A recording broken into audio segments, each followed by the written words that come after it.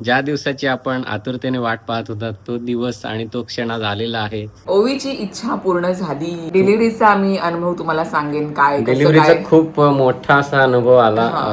हो, नवीन आई बाबा आहोत त्यामुळे उचलण्यापासून सगळ्या गोष्टी आम्हाला नीट करायच्या आहेत है ना.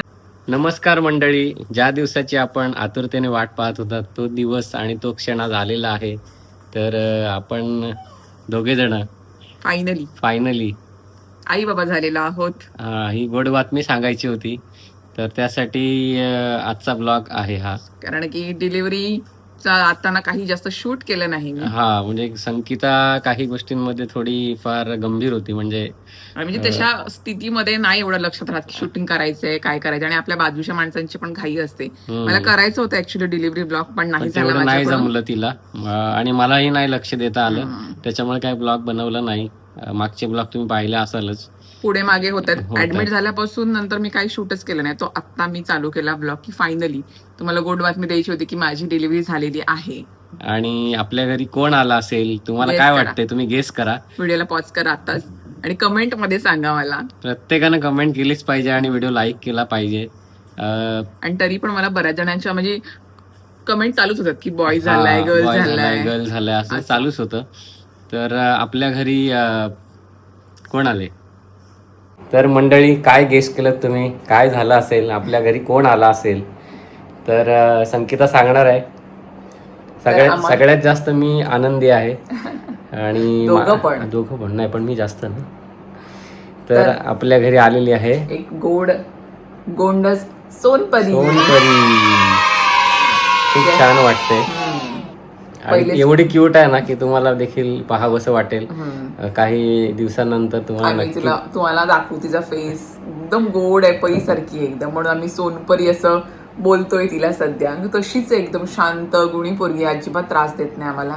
स्पेशली आईला अजिबात त्रास नाही, बरोबर दूध घेते, झोपते व्यवस्थित एकदम. ओवीची इच्छा पूर्ण झाली. ओवीला समजल्यानंतर ती तर एकदमच काय विचारूच. आता पण व्हिडिओ कॉल करते आणि ते बेबीला दाखव आणि तिचं म्हणणं काय, मामा आणि मावशीपेक्षा बेबी खूप गोरी आहे. खूप छान आहे, खूप छान दिसते, केस वगैरे खूप भरपूर आहेत, खूप ऍक्टिव्ह आहे. मेन म्हणजे सगळं ऐकते. आता पण ऐकते, आम्ही काय बोलतोय, ब्लॉग करतोय तरी पण ऐकते शांतपणे. दूध दिले तर आहे बेडवरती. बघूया, मिनी ब्लॉगर आपले आलेले आहेत. तर डिलिव्हरीचा मी अनुभव तुम्हाला सांगेन काय. डिलिव्हरीचा खूप मोठा असा अनुभव आला. कारण थोड्याफार काय म्हणतात त्याला, गोष्टी घडत गेल्या. आपल्याला खूप मोठा असा अनुभव आला आणि संगीताने खूप जास्त मेहनत केली आणि फायनली बेबी आला. गोंडस अशी बेबी आमची सोनपरी आलेली आहे, आपल्या घरी आलेली आहे. तर डिलिव्हरीला मला ऍक्च्युली ब्लॉग करायचा होता डिलिव्हरीचा, पण त्यावेळेला अशा काही गोष्टी घडत गेल्या की नाही जमलं. मी तर त्या स्थितीतच नव्हते, पण बाकीच्या माणसांची पण माझ्यासोबत धावपळच होत होती, त्याच्यामुळे तो काय ब्लॉग मला करता आला नाही. आता मी कुठे फ्री आहे, म्हणजे आता मला कुठे बरं वाटते, स्वतःहून मी सगळं करते वगैरे. आता सलाईन पण जास्त नाही, थोड्याशाच आहेत. इथे लावली होती सलाईन, इथला हात सुजला माझा, तर आता इकडे कोपऱ्यात लावले तिला. असं म्हणजे 2 वेळा माझं टोचन झालेलं आहे बघा, इथे समोरूनच सुजलंय माझं. आता मला जर कुठे बरं वाटते, सगळ्या गोष्टी मी स्वतःहून करते, त्याच्यामुळे आता मला आपला ब्लॉग करूया आणि तुम्हाला सगळ्यांना गोड बातमी देऊया. बेबी सुद्धा छान आहे, मस्त एकदम हेल्दी आहे, गुबगुबीत आहे एकदम अशी. आणि आता आम्ही दोघं पण असे नवीन आहोत सध्या, नवीन आई बाबा आहोत, त्यामुळे उचलण्यापासून सगळ्या गोष्टी आम्हाला नीट करायच्या आहेत है ना. तरी प्रीत एकदम ट्रेन झाला.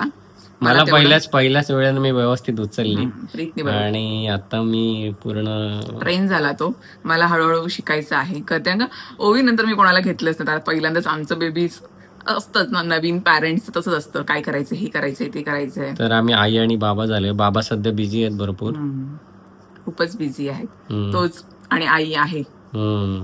तसं रात्री जागवत नाही आम्हाला, एकदम शांत आहे. दूध पिल्यानंतर आरामात झोपते आणि आम्ही सुद्धा आराम करतो असं.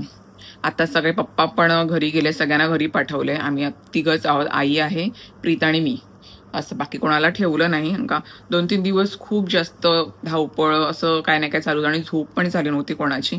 तर मी सुद्धा फ्रेश झाले, म्हणलं चला गुड न्यूज शेअर करते.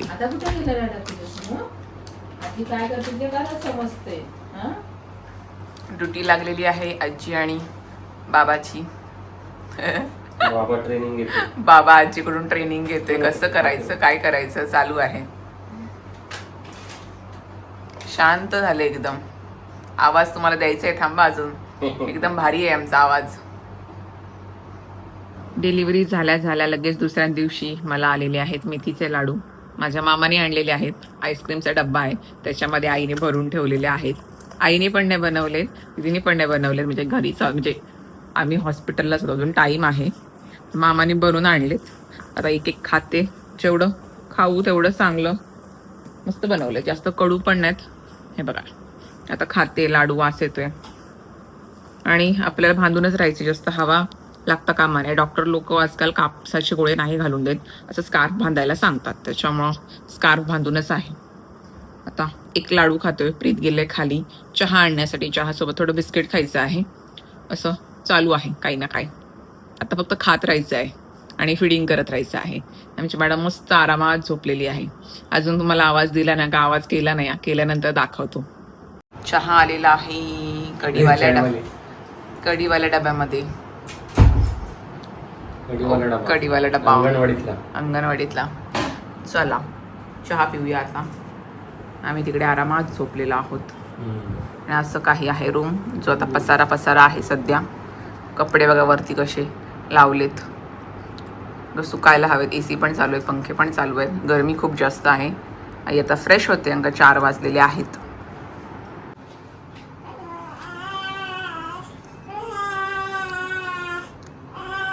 आवाज ऐकलात काय? या चला, आईची ड्युटी लागली.